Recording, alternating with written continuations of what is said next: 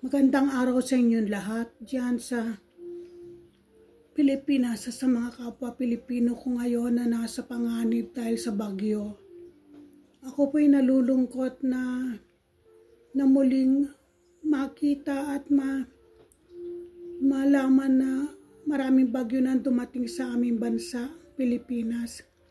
At ngayon ay nandito ako upang humingi ng tulong sa Panginoon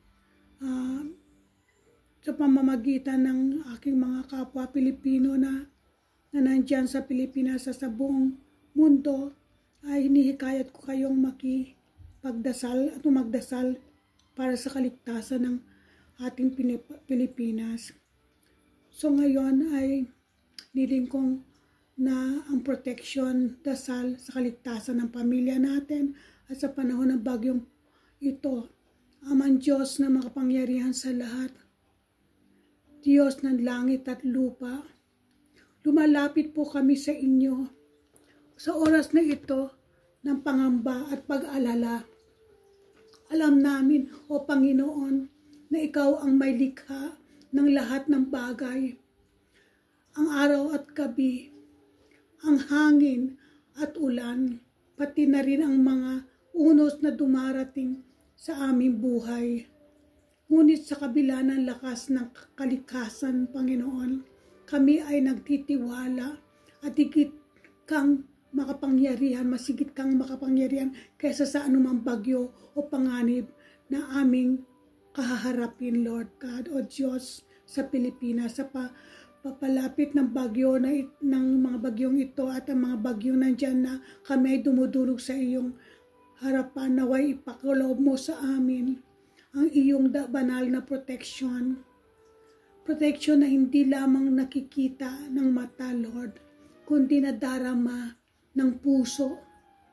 Naway balutin mo ang iyong kapangyarihan ang aming mga tahanan at ang aming mga mahal sa buhay, pamilya, relatives at kaibigan. Ilayo mo kami sa anumang sakuna, sa anumang pinsala, at sa anumang takot. In behalf ng mga kababayan ko, idulot ang darating na unos na ito, Panginoon, na pawalain mo. Ikaw ang aming kublihan at tangkulan. At sa mga oras ng pag-ulan, Panginoon ko, ay malakas na hangin. Patnubayan mo ang aming mga hakbang. Palakasin mo ang aming loob upang hindi kami matangay ng takot at pangamba. Ito ang panalangin ko sa mga kapwa ko Pilipino. Tulungan mong maging kalmado sila at mapagtiwala sa iyong kabutihan, Panginoon ko, sapagkat batid namin kahit sa gitna ng bagyo, Lord, hindi mo sila pababayaan.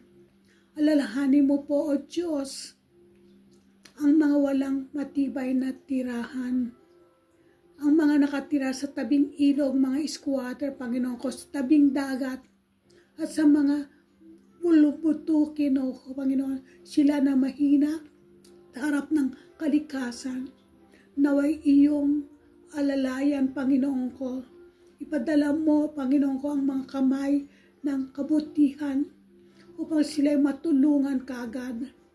Naway ang bawat isa, Panginoon ko, ay matutong magdamayan, Lord, magbahagingan at magtulungan sa oras ng pangangailangan ito, Panginoon ko. Diyos ng habag at awa, bantayan mo rin po ang aming mga pamilya, mga anak, Panginoon ko, ang mga nakakatanda, lalo nang may mga pinsala na huwag silang magkasakit sa gitna ng unos na ito, Panginoon ko. Sa bawat patak ng ulan, Panginoon ko, palalahanan mo sila, Lord God, na tulad ng tubig na bumababa mula sa langit. Ganoon din kababa ang kanilang loob upang sila ay damayan sa bawat bugso ng hangin, Panginoon ko. Ipaalam mo sa kanila, Panginoon ko, na ikaw ang hangin ng buhay na nambibigay sa kanila ng lakas at pag-asa. Panginoon ko, tulungan mo sila na manampalataya sa iyo, Panginoon, At tulungan mo sila, Lord God, na mag-focus sa iyo, Diyos. Sa oras ng nararamdaman na takot, Panginoon ko, kapag umuugong ang hangin sa kanilang bahay, kumikilat at kumukulog, Panginoon ko, o tumaas ang tubig, Panginoon. Hipuin mo po ang kanilang mga puso upang huwag silang mangamba. Palitan mo ng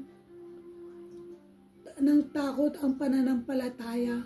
Tulungan mo sila, Lord, at sa bawat araw o oras na nakita ka, Panginoon ko, huwag silang matakot.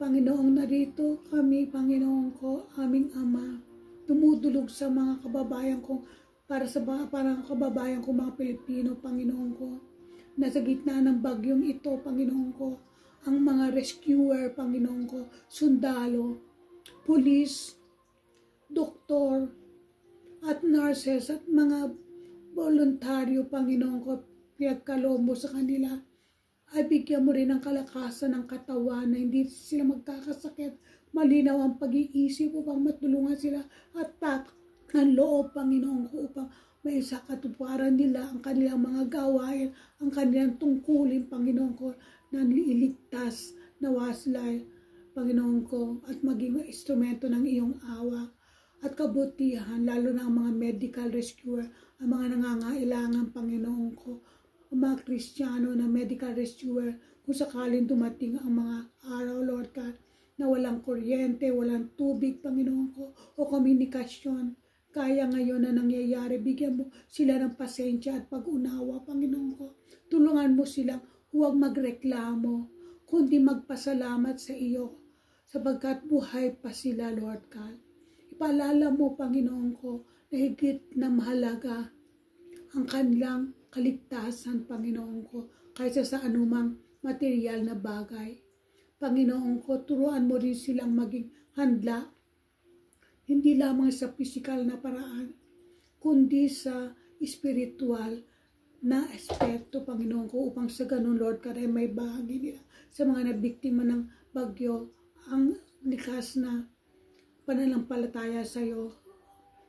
At Panginoon ko, bigyan mo silang pagkakataon na dakilain ka, ngunit kahit na ganoon, Lord God, mahal mo sila at hindi mo sila pababayaan. Yun ang ipagkaloob mo sa kanilang pag-iisip.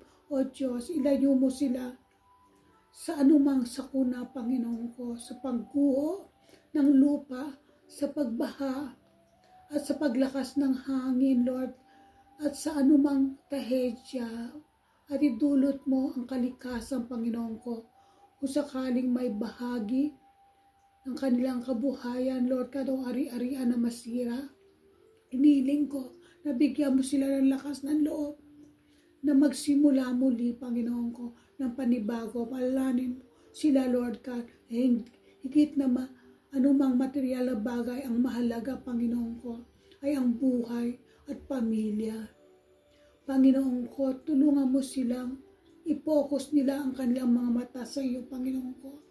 Panginoon Jesus, ikaw na minsan pinatigil ang bagyo sa dagat ng Galilea, muli naming hinihiling na utusan mo ang mga alon at hangin, Panginoon ko.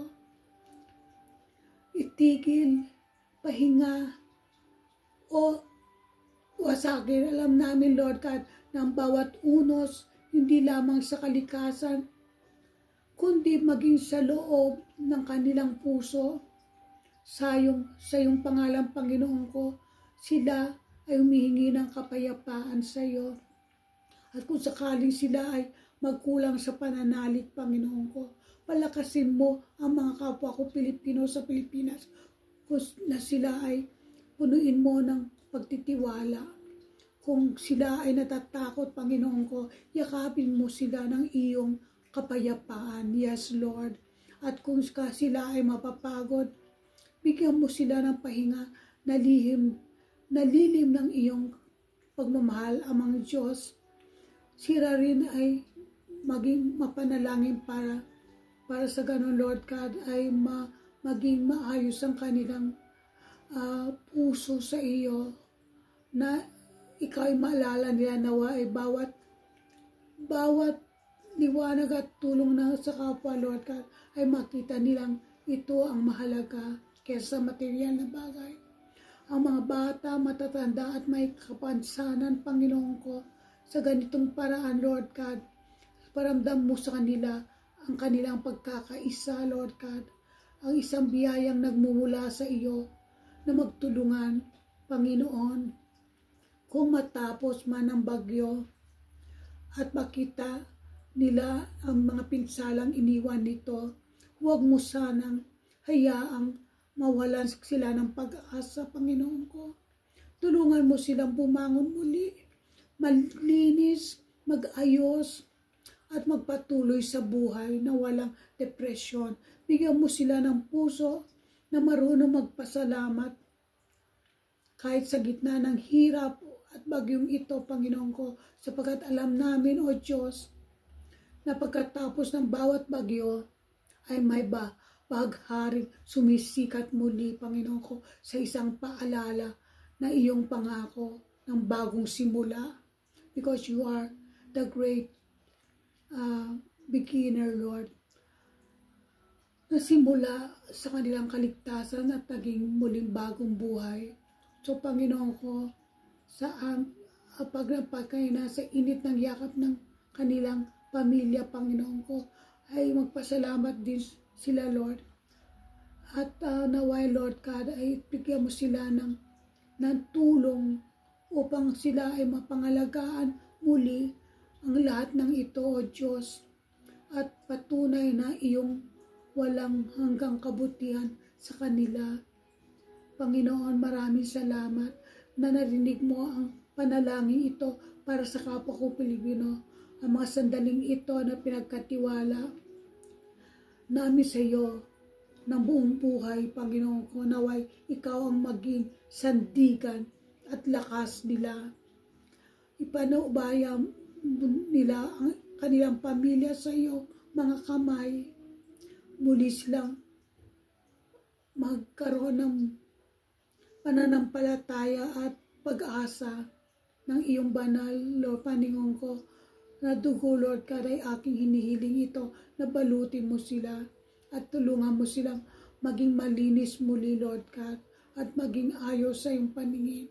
Sa oras ng katahimikan, Lord God, pagkatapos ng unos, Lord, naway marinig nila ang iyong tinig na bumubulong sa kanilang mga tenga.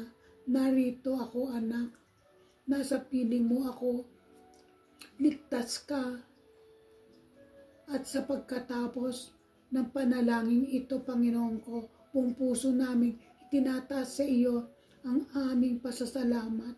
Sa pagtitiwala, Panginoon ko, alam namin hindi aksidente ang lahat ng nangyayaring ito, sapagkat may layunin ka sa bawat bagyo upang sila ay matutong manampalataya, magtiwala at magpakatatag, Panginoon ko. Tulungan mo silang makita ang liwanag kahit sa gitna ng kadiliman at ang mga pag-asa kahit sa gitna ng unos.